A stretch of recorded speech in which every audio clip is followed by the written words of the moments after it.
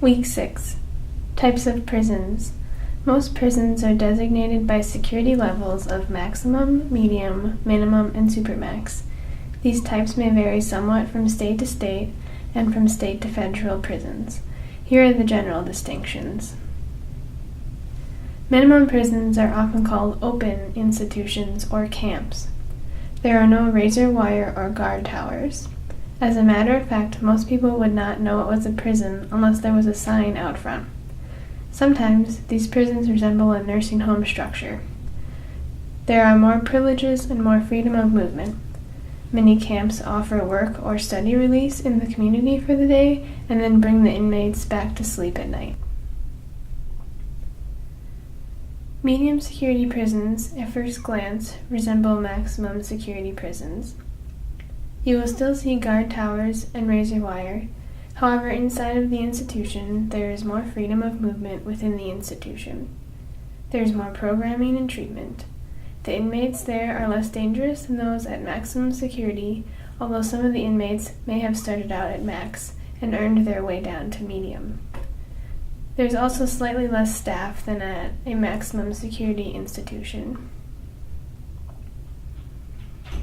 Maximum prisons are designed, organized, and staffed to confine the most violent and dangerous offenders for long periods of time. There is strict control of inmate movement.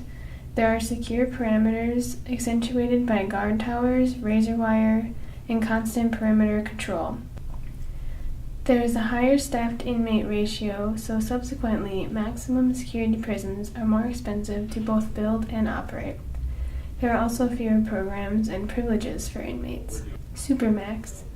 Supermax prisons in Wisconsin are reserved for inmates who have been disciplined for dangerous, assaultive attacks on staff or other inmates, or those who have been found to be extreme escape risks or ringleaders in riots or violent disturbances. Inmates cannot be sent to Supermax straight from court or A&E, assessment and evaluation. They must earn their way there. The assumption is that once inmates begin to obey prison rules again, they may be transitioned back to one of the normal security settings. Classification. So now that we have looked at the types of prisons, let's discuss the classification process used in prisons as well as in jails and probation or parole.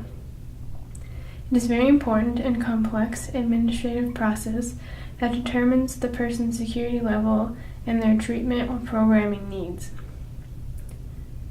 Classification is technically defined as the process of subdividing the inmate population into meaningful categories to match offender needs with correctional resources. The classification process occurs when the person first enters the prison. The assessment and evaluation, A&E, staff makes an initial determination of the level of risks and needs of the prisoner. During this classification period, the new inmate also undergoes an orientation to the prison system and is given the institution rules and regulations, the inmate discipline policy and grievance procedures, an introduction to programs, services, policies, and procedures of the institution. The information the A&E staff uses includes personal interviews, documentation including the pre-sentence investigation, formal evaluations by psychologists, teachers, medical and dental staff. The risk level determines if the inmate is assigned to a maximum, medium, or minimum security level prison.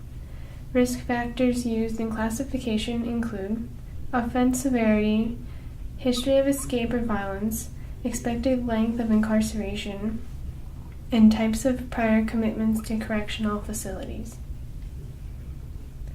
The needs evaluation determines which prison has the programming to best accommodate that inmate's treatment and programming needs.